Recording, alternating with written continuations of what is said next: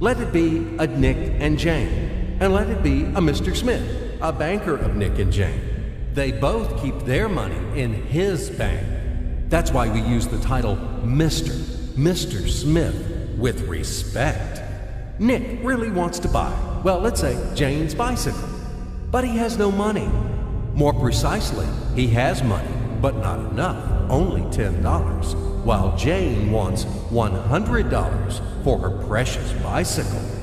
That's a problem. What should Nick do? Well, this bicycle is so desirable. He gives Jane his $10 as a deposit and asks plaintively not to sell the bike to anyone. He says that he will bring the rest of the money soon. At the same time, he runs to his bank, to the respected Mr. Smith, to get a loan for the missing $90. As ill luck, Mr. Smith has no money at this moment, but he knows perfectly about $10, which Nick gave to Jane. And where will Jane bring his money to? That's right. She will put these $10 in her lovely bank to the same Mr. Smith. Therefore, Mr. Smith asks Nick to come back tomorrow in the hope that tomorrow he will get these $10. And everything happens this way. The next day, Jane brings $10 to the bank. The bank provides Nick these $10 on credit.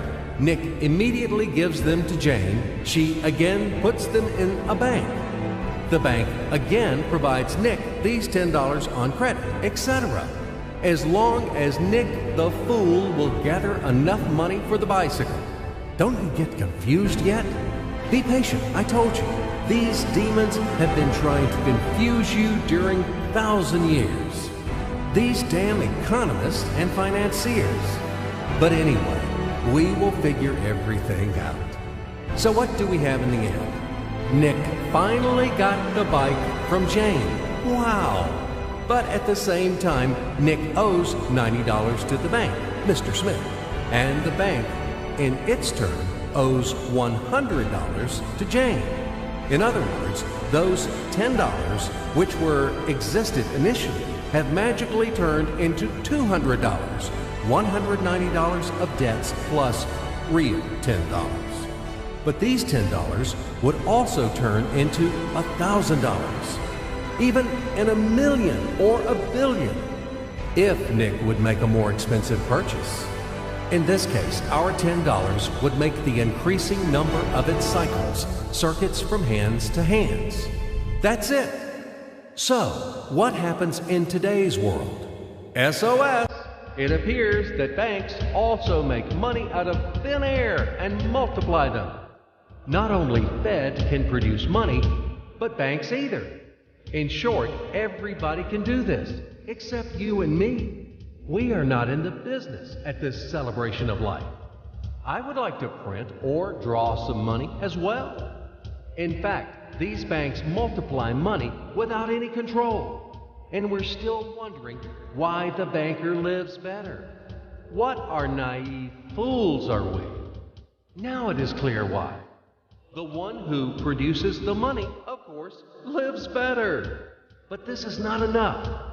From this moment, poor Nick will never be able to repay his debts owed to the bank, no matter how hard he would work.